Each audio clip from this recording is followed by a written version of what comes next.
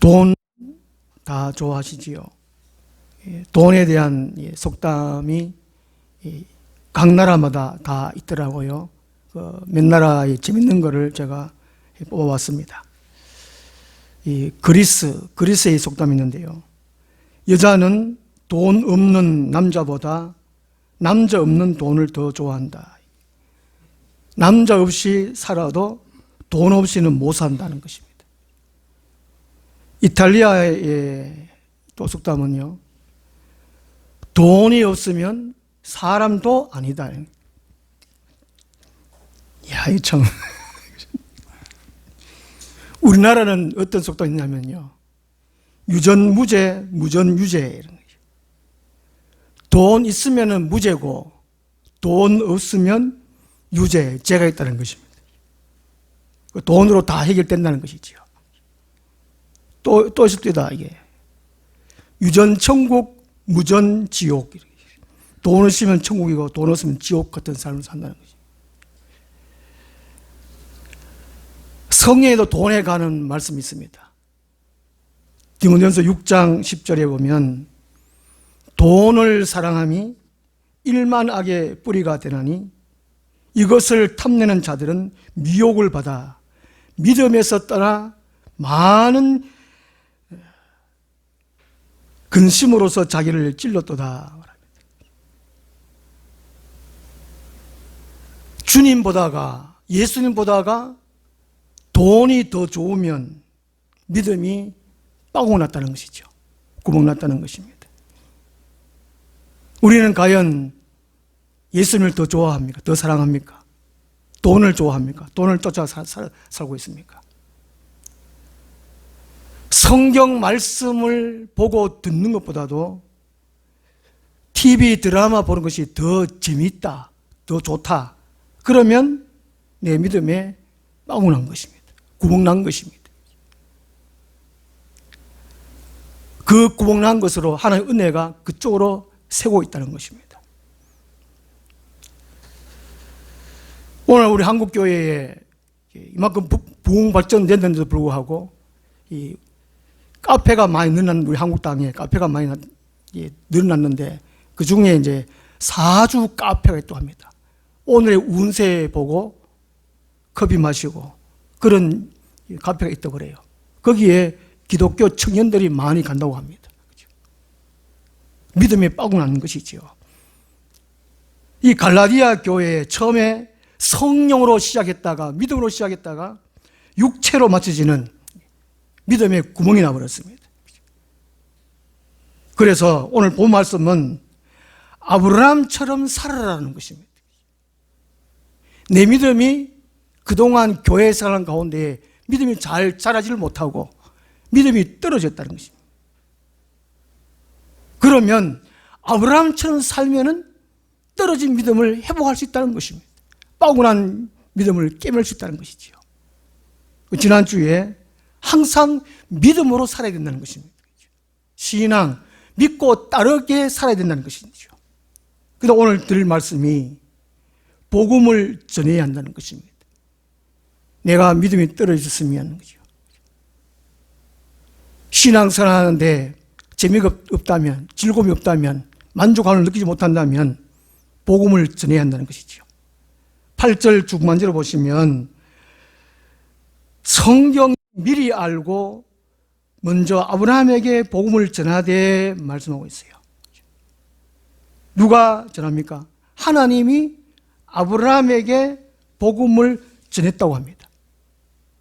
복음을 전한 것은 아브라함이 복음을 받고 난 다음에 그 복음을 다른 사람에게 전하도록 하기 위해서 하나님이 복음을 아브라함에게 전했다는 것이지요. 이 복음은 살려주겠다는 복된 소식입니다.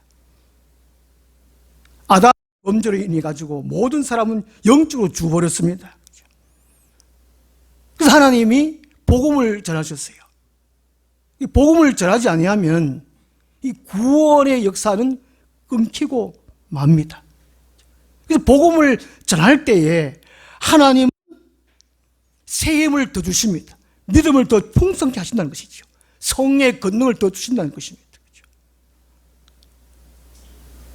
오늘 이 8절 말씀에서 주목해야 할 단어가 먼저입니다. 먼저.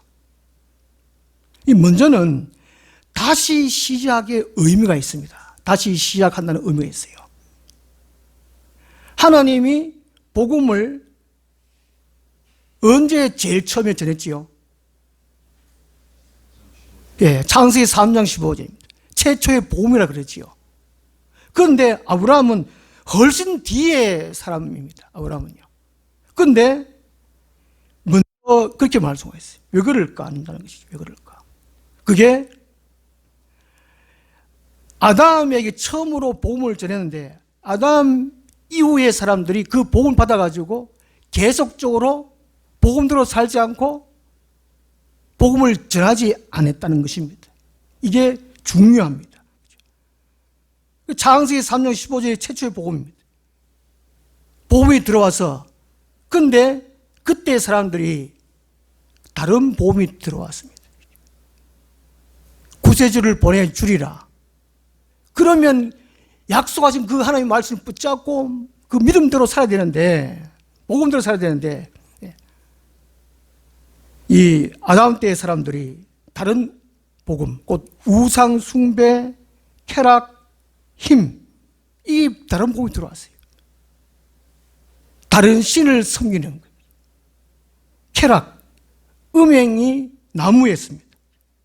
그리고 폭력, 힘, 힘으로 다른 나라를 정복하는 이런 일이 있었습니다. 그래서 하나님이 분노하셨습니다. 무슨 심판을 내렸지요? 홍수 심판하셨습니다. 그 홍수로 다 멸망시켰습니다. 그 다음에 하나님이 홍수 다 멸망시킨 다음에 노아로 다시 시작하셨습니다. 이 땅에 모두 다 죽어버렸습니다. 노아의 식구들만 있었어요. 하나님이 노아 식구들 통해서 이 땅에 번성하도록 하셨습니다. 그런데 또 다른 복음이 들어왔습니다. 인본주의, 인간의 재능, 기술, 문명, 힘, 이것이 다른 복음이 들어왔었어요. 그 창세기 11장에 그때 인간들이 바벨탑을 쌓았습니다. 그래서 하나님이 심판을 내렸습니다. 혼잡과 흩어짐의 심판을 내렸어요. 언어를 혼잡게 하고 세상 모든 다른 곳으로 다 흩어버리는 이런 심판을 했습니다. 복음을 받고 복음의 역할을 잘 감당하지 못했다는 것이죠. 그 다음에 이제 다시 누구에게 복음을 시작하시느냐? 하나님은 아브라함에게 시작하셨다는 것이죠. 8절에 보면은 성이 미리 알고 하는 것은 성경은 하나님의 계시의 말씀입니다. 계시의 말씀. 그 성령은 하나님이 이 세상을 어떻게 통치해 가시는 것을 말씀해 놓고 있습니다. 예언성취, 예언성취. 그 미리 알고 하는 것은 예언하시고 성취하시고. 그래서 먼저 아브라함이 다시 하셨다는 것이죠. 아담을 통해 가지고 복음을 전했는데 실패했습니다. 다시 노아를 통해 가서 복음을 전했는데 실패했어요. 다시 아브라함에게 복음을 전한다는 그 말씀 의미입니다. 아브라함은 이삭에게, 이삭 다음으로 야곱에게, 이 야곱이 이스라엘 백성들입니다. 이스라엘 백성을 통해서 구원의 역사를 이어간다는 것이죠. 그런데 출애굽기 32장에 보면은 이스라엘 백성들이 출애굽해가지고 모세가 시내산에 올라갔습니다. 드디어 내려왔습니다. 그때 이스라엘 백성들이 금송아지를 섬겼습니다. 하나님이 이스라엘 백성들을 멸하려고 했습니다.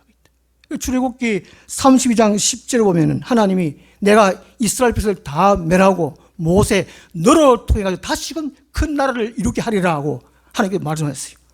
그때 모세는 하나님 앞에 눈물로 호소합니다. 가슴을 찢으며 애원합니다. 하나님이여 이 백성들을 살려주시옵소서. 구원해 주시옵소서. 그렇지 아니하면 내 이름을 하나님 앞에 있는 생명책에서 지워버려 달라고. 내 혼자 지옥 가도 좋습니다. 그러나 이스라엘 백성만큼은 지옥 가면 안 됩니다. 눈물로 호소하면서 기도했기 때문에 하나님이 다시금 이스라엘 백성들의 구원을 이어가셨어요. 얼마나 중요한 말씀입니까? 그래서 그래서 하나님이 모세의 은혜 때문에, 그죠? 모세의 그 강구하는 그 강구 때문에 이스라엘을 살려주시고 가나안 땅에 들어가도록 하시고 가나안 땅으로도 살게 하셨습니다. 그런데 또 다른 복음이 들어왔습니다. 우상 숭배하고 쾌락을 즐겼습니다. 그리고 군대의 힘, 하나님의 힘을 믿은 것이 아니고 군대의 힘을 믿었어요. 이스라엘 백성들의 힘이, 군대 힘이 약하면 다른 나라에 가서 빌붙어가지고 자기 나라를 유지하려고 했습니다. 하나님이 얼마나 화나겠습니까? 북이스라엘 남유다를 하나님은 또 멸망시켜버려요. 진멸과 흩어짐과 그 다음 하나님의 침묵, 400년 동안 침묵하는 심판을 내렸습니다. 하나님이 말씀 안 하신다? 이게 심판이라는 것이지요. 하나님의 말씀을 듣지 못한다? 이게 심판이라는 것입니다. 이게 저주라는 것이죠. 오늘 많은 사람들이 교회 다니고 설교를 듣습니다. 그러나 하나님의 말씀을 듣지를 못해요. 심판 상태에 이미 들어간 것입니다. 이스라엘 백성들이 심판을 받았다는 것이죠. 이렇게. 그리고 침묵의 400년 시간 이후에 누구에게 다시금 복음이 시작됐지요? 예수님이 복음을 시작하셨어요. 신약시대 처음 하나님이신 예수님이 마가복음 1장 14절 오면 예수께서 갈릴리에 오셔서 하나님 복음을 전파하여 라고 말씀하고 있습니다. 그러니까 복음을 전하지 아니하면 우리가 복음을 받았습니다. 복음대로 살지 않고 복음을 전하지 아니하면 믿음에 빠구나고 심판받을 수밖에 없다는 것이죠. 복음을 전하는 것이 얼마나 중요한가 하는 것이죠. 내 혼자 예수 믿고 내 혼자 좋은 거 하면 되지, 이게 아니라는 것입니다. 아브라함에게 복음을 전한 것은 아브라함만 구원하시기 위한 것이 아니라는 것입니다. 복음을 전하는 그 사명을 감당하지 못하면 심판을 받을 수밖에 없다는 것이죠. 에베소서 요한계시록 2장에 보면 에베소 교회에 하나님이 처음 사랑을 회복해라. 처음에 너희들이 하나님을 뜨겁게 사랑했던 그 사랑을 회복해라. 기도를 뜨겁게 하던 그 기도를 다시금 회복해라. 회개하고 다시금 회복해라. 그렇지 아니하면 하나님이 촛대를 옮기고 다른 데로 옮기리라고 말씀하고 있어요. 이 복음대로 살지 않고 복음을 전하지 아니하면 교회를 옮긴다는 것입니다. 촛대를 옮긴다는 것입니다. 그 촛대를 옮긴다, 교회를 옮긴다는 것은 구원받지 못하겠다는 그 의미라는 것이죠. 고린도전서 9장 16절에서 사도 바울은 이런 고백을 합니다. 내가 복음을 전할지라도 자랑할 것이 없으면 내가 부득불할 이님이라. 만일 복음을 전하지 아니하면 내게 하가 있을 것이라는 것이죠. 바울은 알았어요. 복음을 받고 구원받는 것이 중요하고 내가 받았다는 그 복음을 다른 사람이 전하지 아니하면 자기가 하를 당한다는 것을 알았습니다. 오늘 많은 사람들이 복음을 전하지 않아요.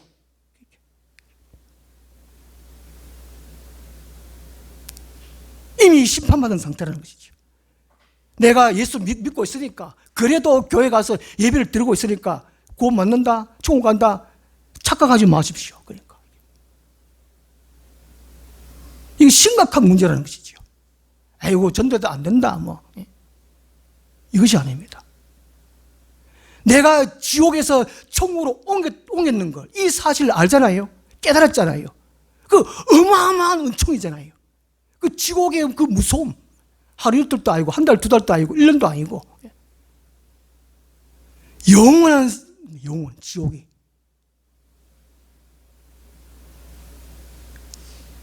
자, 하나님이 아담에게 복음을 전하고 못했을 때 홍수 심판 내렸습니다. 노아에게 다시 시작하셨습니다. 그러나 안 돼가지고 바벨탑을 흩어버리는 그 심판을 내리셨어요. 하나님 또 이제 아브라함에게 복음을 전했습니다. 또 하나님의 심판을 내렸습니다. 예수님이 다시 이제 시작하셨습니다. 지금까지 이어오고 있습니다. 지금 무슨 심판 남았지요? 최후 심판이 남았습니다. 지구를 완전 멸망시킨다는 것이죠. 이런 심판이 있기 때문에 복음을 전해야 돼요. 예수님은 이 복음을 전하기 위해서 새벽 미명에 기도하셨습니다. 하나님, 한 영혼이라도 더 살리기 위해서 예수님은 눈물 뿌리며 기도하시고, 그리고 마을 다니면서 복음을 전하셨습니다. 예수님이 하나님 일을 하셨다는 것이죠. 복음을 전하셨다는 것입니다. 우리들이 믿음을 회복하기 위해서도, 또 천국에 가기 위해서라도 복음을 전해야 돼요. 내가 지금 믿고 있으니까 안심하면 안 된다는 것입니다. 에스겔서 3장 18절에는 복음을 전하지 아니하면 지옥 갈 백성들의 그 핏값을 지금 교회에 다니는, 지금 그래도 찬송하는 그 사람에게 핏값을 찾으리라고 말씀하고 있습니다. 복음을 전해야 된다는 것이죠. 그 다음에 믿음을 회복하려면 떨어진 양말 깨매듯이 믿음을 깨매려면 베푸는 삶을 살아야 합니다. 8절 하반절 오면은 모든 이방인이 너로 말미암아 복을 받으리라 하였느니라. 이 너로 말미암아 하는 것은 이게 복의 통로를 의미합니다. 곧 흘러 보내는 것을 의미하죠. 베푸는 삶을 의미합니다. 복음도 받아가지고 복음도 흘러보내고, 그리고 내가 물질적으로 받은 복, 이거를 다른 사람에 흘려보낸다는 것이죠. 내가 건강하면 이 건강을 내 혼자만 유지하는 것이 아니고 이 건강함을 통해 가지고 다른 사람들에게 흘려보내야 된다는 것이죠. 이게 복의 통로라는 것입니다. 그 예수 믿는 사람들이 다 잘 살게 돼 있어요. 전 세계를 보더라도 기독교 나라가 훨씬 잘 삽니다. 우리 남북을 통해서 압니다. 남한은 복음을 받아들여가지고 복음대로 살아가 이만큼 참 발전하고 좀 잘 삽니다. 그 북한은 복음을 안 받아들였어요. 끊어졌습니다. 그리고 지금 제일 가난한 나라로 살고 있습니다. 흘러보내야 돼요. 아브라함이 어떻게 복을 흘려보냈느냐, 이게 베푸는 삶을 살았느냐. 창세기 18장에 보면요, 이 아브라함이 이 마므레의 상수리 나무 아래에서 쉬고 있었습니다. 날씨가 너무 뜨거워서 쉬고 있는데, 그때에 저 멀리 사람들이 오고 있었습니다. 그래서 아브라함이 벌떡 일어나가지고 그 세 사람을 맞이했습니다. 맞이해서 날씨도 뜨거운데 우리 집에 오셔가지고 발도 씻고 또 의수 자숙고 쉬었다가 가십시오. 이렇게 합니다. 그래서 이제 세 사람이, 그 중에 하나님 한 분이 하나님이시죠. 하나님이 허락을 합니다. 네가 원하는 대로 해라. 이 아브라함이 빨리 아내 사라에게 가가지고 고운 가루 세스아로 떡을 만들어라. 그 자기는 또 송아지를 빨리 또 달려가가지고 이 송아지를 이제 잡아가지고 하인들을 요리해라 그래가지고 대접을 합니다. 그 하나님하고 두 천사죠. 두 천사가 같이 그 세 분이 음식을 잡수고 은혜를 베풉니다. 내가 내년 이맘때에 다시 오리라. 이맘때에 네 아내 이삭에게 아이가 있으리라. 이삭을 얻게 되는 것이죠. 그때 이제 그 사라가 장막 뒤에서 들었습니다. 그 장막 뒤에서, 아이고, 아브라함은 나이가 99세고 나는 90세인데 10살 차이 나는가? 내 나이 이만큼 있는데 어떻게 아이를 낳겠냐? 웃었습니다. 그때 하나님이, 사라야 왜 웃느냐? 나는 웃지 않았는데요, 네가 웃었느니라. 그 이름이, 이삭 이름의 뜻이 웃음이라는 뜻입니다. 웃음. 그 아브라함이 손님들을 극진히 대접했더니만은 후손을 이어가는 그런 복을 받게 됐다는 것이죠. 롯도 매우 마찬가지입니다. 롯도의 소돔상에서의 아브라함 덕분에 구원을 얻는 것도 있지만, 이 롯이 천사 두 명이 소돔성에 갔을 때에 이 롯이 극진히 자기 집에 들여서 좀 쉬고 가라고, 이 밤에 이 추운데 야경하지 말고 우리 집 들어와 쉬으라고 그렇게 했죠. 그게 무슨 사건이 있지만 이 롯이 극진히 대접해가지고 이 복을 받았다는 것이죠. 신약 시대에 보면은 오병이의 사건이 있습니다. 예수님이 따르는 수많은 무리가 있었습니다. 장정만 5천 명이 있었어요. 그 저녁 때가 다 돼가지고 밥을 먹어야 되는데 이제 예수님이 이들을 그냥 보내면은 흙이 지고 가다가 어떤 실족할까 하노니 이 먹이를 줘야 된다고, 먹을 걸 줘야 된다고 그렇게 얘기를 했습니다. 그 빌립 보고 얘기를 했는데 빌립이 주여 이 많은 사람들이 우리가 어떤 것이 얼마큼 있어가지고 이 사람을 어떻게 다 먹이겠습니까? 그때에 이 안드레가, 베드로의 동생 안드레가 예수님께 청합니다. 이 안드레가 이제 소년이 이 물고기 보리떡 2개와 물고기 5마리 이거 있는데요. 그 애가 도시락을 싸고 왔는 것 같습니다. 그 애가 이제 먹을 거를 내놨다는 것이죠. 그 작은 것이지만 그 예수님이 축사하셔서 5,000명, 장정만 5,000명 먹고도 남고 12광제를 남겼다는 것이죠. 이만큼 내 것을 나눌 때에 그렇죠? 큰 하나님의 기적이 일어난다는 것이죠. 나눔은 베풀어 주는 것은 이웃의 사람들의 마음문을 여는 열쇠입니다. 그리고 하늘 문을 여는 열쇠와 같습니다. 움켜쥐는 것은 전도의 문이 열리지 않습니다. 하늘 문을 닫는 자물쇠와 같다는 것입니다. 내게 있는 것 무언가가 있으면 무언가를 나누려고 해야 돼요.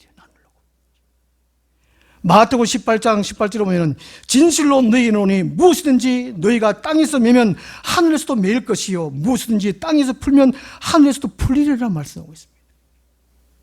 우리는 뭔가 잘 되기를 원해요. 뭔가 복받기를 원해요. 그러나 내게 있는 걸 먼저 나눠야 된다는 것이죠. 흘러보내야 된다는 것입니다. 내가 지금 건강하면 건강 다리로 복음을 전하든지 내 집에 있는 것을 조그마한 이웃에 나누고 말이죠. 그 삶이 우리의 믿음을 회복시킨다는 것입니다. 하나님은 그 일을 기뻐하신다는 것이지요. 누가복음 6장 38절에 주라 그리하면 너에게 줄 것이니 곧 후히 되어 누르고 흔들어 넘치도록 하여 너에게 안겨주리라. 너희가 헤아리는 그 헤아림으로 너희도 헤아림을 도로 받을 것이라고 말씀하고 있습니다. 우리 자꾸 줘야 돼요. 줘야 돼요. 받으려고 하면 안 돼요. 그릇에 뭔가 담길 수 있습니다. 가득 찬 그릇에는 담겨질 수가 없습니다. 자기가 가득 찬 그릇에 뭔가를 새로운 걸 자꾸 담으려고 그래요. 그게 안 남깁니다. 안 남겨요. 하나님은 주시고 싶어 하는데 우리 마음에 가난한 심령이 없어요. 다 차 있어요. 자기 것으로. 세상 지식으로 다 차 있어요. 욕심은 가득 차 있어요. 그 하나님은 은혜를 주시고 싶어도 못 준다는 것입니다. 뭔가를 자꾸만 새로운 걸 더 원하는 거예요. 그것이 아닙니다. 작년에 받았던 말씀 또 오늘 받는 거예요. 어제 받았던 은혜 오늘도 받는 겁니다. 날마다 그렇게. 우리는 그릇을 비우는 것이 할 일입니다. 나무라기 줌으로 또 회개함으로 비우고 그럴 때 하나님께서 채우신다는 것이죠. 베푸는 삶을 살 때에 우리가 믿음이 회복될 수 있다는 것입니다.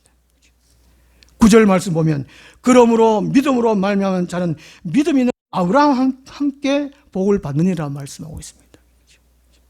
우리가 믿음으로 살면 그 믿음의 결과 아브라함이 받은 복처럼 우리도 복을 받을 수 있다는 것이죠. 이 복은 두 가지입니다. 하늘의 복과 땅의 복입니다. 이 하늘의 복은 믿음을 얻는 것, 구원을 얻는 것입니다. 구원 얻는 백성이 날마다 더해지는 것입니다. 땅의 복은 건강과 부와 출세와 명예를 얻는 것을 말합니다.